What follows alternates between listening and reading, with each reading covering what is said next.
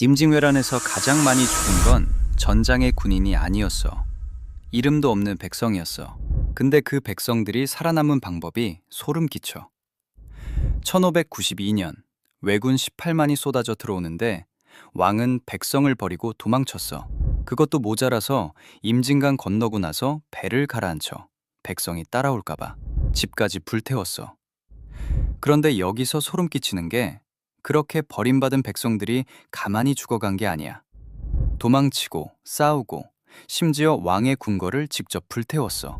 이 사람들이 어떻게 살아남았는지 기록에 따르면 교과서엔 절대 안 나오는 이야기가 남아있어. 1592년 4월 고니시 유키나가가 이끄는 선봉대가 부산포에 쏟아져 들어와.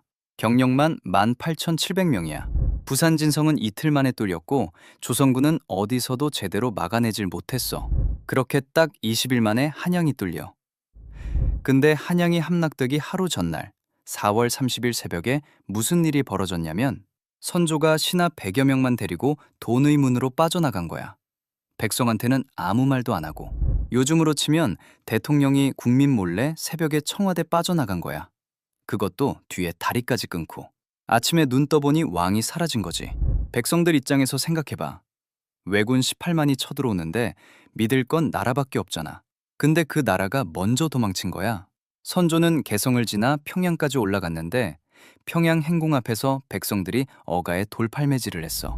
나라님이 우릴 버리시면 우리 누굴 믿고 살아야 한단 말입니까? 기록에 따르면 왕의 행렬에 돌이 날아든 건 조선 역사상 거의 유일한 사건이야. 백성이 얼마나 절박했으면 그랬겠어. 그런데 여기서 소름 끼치는 게 선조가 한 짓 중에 이건 약과였어. 임진강을 건넌 뒤에 배를 가라앉히라고 명령해. 백성이 따라올까봐. 거기서 끝이 아니야. 뗏목이라도 만들어 건너올까봐 주변 백성들 집까지 불태워. 백성은 강도 못 건너고 집도 잃은 거야. 뒤에는 왜군이 쫓아오고 앞에는 강이 막혀 있고 돌아갈 집도 없고. 선조는 거기서 멈추지 않았어. 의주까지 도망간 다음에 명나라로 망명하겠다고 했어. 아예 조선을 버리겠다는 거지.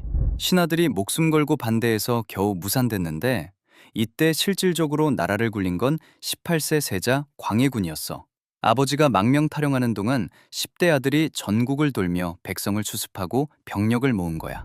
전쟁이 끝나고 돌아와서 보니 호적 기준 416만이던 인구가 152만으로 줄어 있었어. 다 죽은 게 아니라 하더라도 나라가 260만 명을 놓쳐버릴 만큼 철저히 무너졌다는 뜻이야. 버림받은 백성들이 가만히 있었을까? 아니야. 이 사람들이 한 일이 소름 끼쳐. 자, 여기서 질문 하나. 경복궁을 불태운 게 누구일까? 일본군? 아니야. 조선 백성이야. 선조가 새벽에 도망친 그 다음 날, 도성에 남겨진 사람들은 공포에 빠졌어.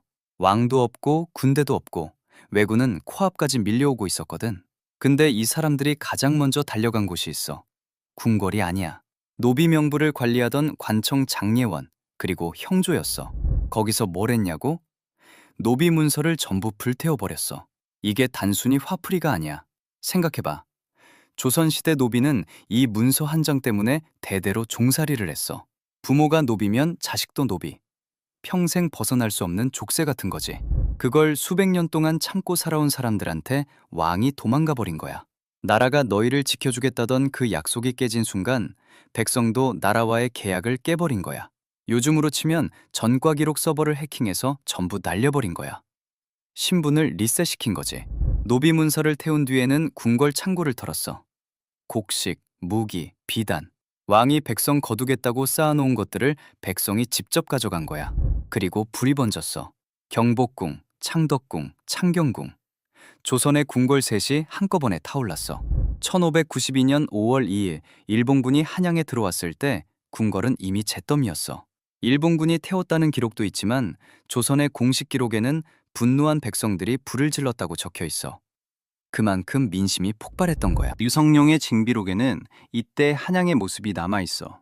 성 안에 살아있는 사람도 굶주리고 병들어 얼굴빛이 귀신 같았고 코를 막지 않고는 한 걸음도 떼기 힘들었다고. 그런데 여기서 소름 끼치는 게 이날 불탄 경복궁은 276년 동안 폐허로 방치돼 흥선대원군이 1868년에야 겨우 다시 지었어.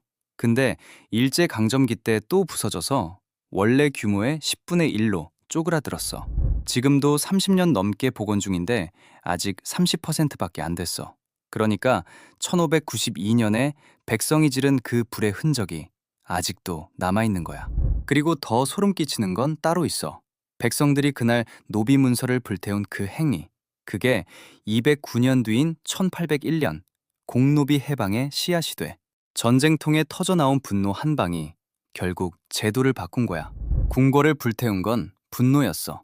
근데 분노만으로는 살아남을 수 없잖아. 진짜 싸운 사람들이 있었어. 의병이라고 하면 보통 대장 이름만 떠오르잖아. 근데 실제로 칼 들고 뛰어든 건 농민이었고 노비였고 천민이었어. 자기 마을이 불타는 거 눈앞에서 보고 가족이 끌려가는 거 보고 그냥 가만히 못 있었던 사람들이야. 곽재우라는 사람이 있었어. 과거에 급제한 것도 아니고 관직도 없는 재야 선비였는데 처가 재산을 털어서 무장을 했어. 붉은 옷을 입고 싸워서 사람들이 홍위 장군이라고 불렀지. 이 사람이 일본군한테 육전에서 첫 패배를 안긴 거야. 관군이 아니라 민간인이. 절에서도 나왔어. 승려 수천 명이 모여서 직접 전장에 뛰어들었어. 평소에 나라가 승려를 어떻게 대접했는지 생각하면 이건 정말 대단한 일이야. 그런데 여기서 소름 끼치는 게 전라도에서 벌어진 전투야. 전라도는 이순신 수군의 후방기지이자 식량 공급처였거든. 여기가 뚫리면 끝이야. 일본군 약 10,000명이 밀고 내려왔어. 웅치라는 고개에서 삼중 방어선을 세웠는데 마지막 방어선을 맡은 김제 군수 정담이라는 사람이 있었어. 전투가 벌어지기 전에 이 사람이 한마디를 남겨. 내 갑옷에 이름 써놨으니 자식들이 수습해주겠지. 죽을 걸 알고 나간 거야. 그리고 정말 장렬히 전사해. 이치 전투에서는 황진이라는 사람이 싸웠어. 종류품 현감. 요즘으로 치면 시골 군수 정도야. 이 사람 부상 기록이 남아있는데 들어봐. 활을 쏘다가 엄지살이 닳아서 뼈가 드러났어. 그래도 안 멈춰. 그 다음 허벅지에 총을 맞았어. 그래도 안 멈춰. 마지막에 머리를 맞았는데 투구 덕에 살아남았어. 전주 백성들이 이 사람한테 꿀물을 떠다 줬다는 기록이 남아있어.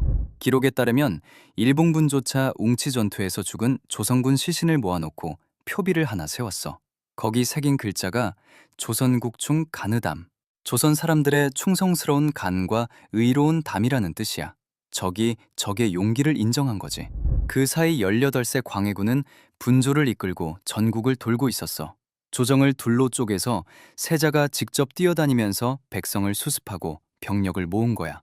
아버지 선조는 의주에서 명나라 망명만 고집하고 있을 때 실질적으로 나라를 굴린 건 18살짜리 세자였어. 싸워서 살아남은 사람들도 있었어. 근데 싸우지 못한 사람들은? 기록에 따르면 그들의 운명은 훨씬 잔혹했어. 전쟁이 끝나갈 무렵 일본군은 철수하면서 조선 백성을 닥치는 대로 끌고 갔어. 그 수가 6만에서 10만 명. 가고시마에 상륙한 노예만 3만 700명이 기록에 남아있어. 10만 명이 끌려갔는데 돌아온 건 8천 명도 안 돼. 100명이 끌려가면 6명만 돌아온 거야. 끌려간 사람들은 짐꾼으로 부려먹히다가 쓸모 없어지면 그냥 버려졌어. 근데 여기서 소름 끼치는 게 나가사키에선 포르투갈 노예 상인들이 조선 사람을 사고 팔았어. 이탈리아, 마카오, 인도 고아까지. 조선 백성이 국제 노예 시장에 팔려나간 거야.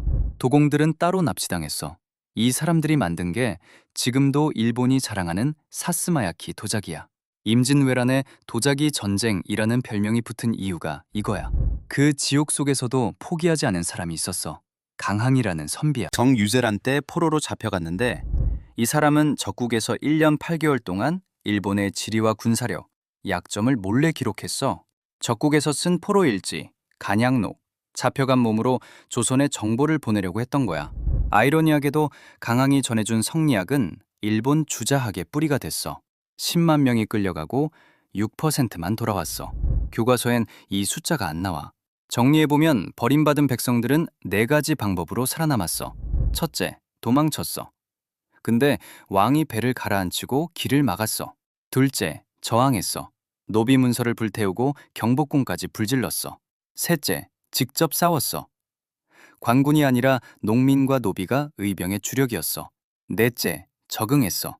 포로로 끌려가서도 강항처럼 기록을 남긴 사람들이 있었어.